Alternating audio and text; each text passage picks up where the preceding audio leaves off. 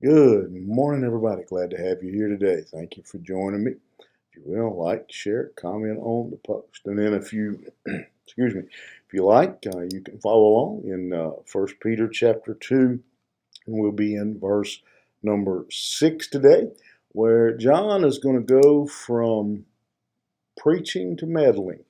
I don't know who said that the first time, but it certainly applies here as he says, whosoever says he abides in him ought to walk in the same way in which he walked. Um, I don't know if I need to say much about that verse. It's pretty clear what John is saying. He doesn't mince words. He doesn't have anything vague or hidden there. If you say you abide in Christ, you ought to walk like He walked.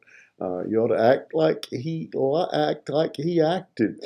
Depending on which translation of the Bible you're looking at, it may say, as the one I read, the English Standard Version here says, abides. I think the King James may say remains. It's the same word, means as somebody has put it, the simple way of putting it, it means to hang out with.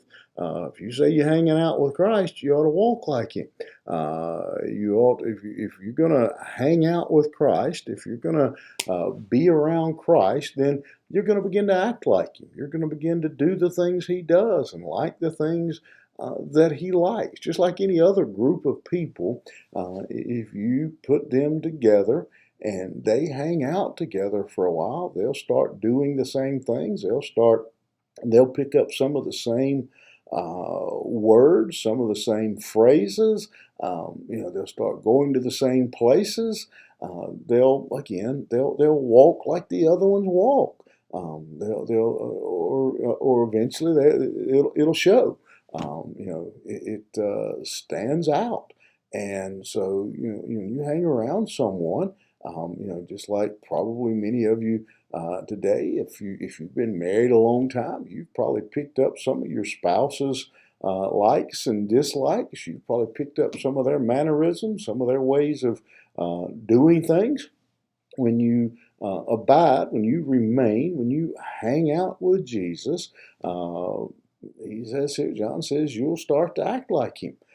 You'll start to walk like Him. It's practically inevitable that happens, whether you're talking about hanging out with Jesus or hanging out with your friends. You'll find common areas. You'll get hobbies alike.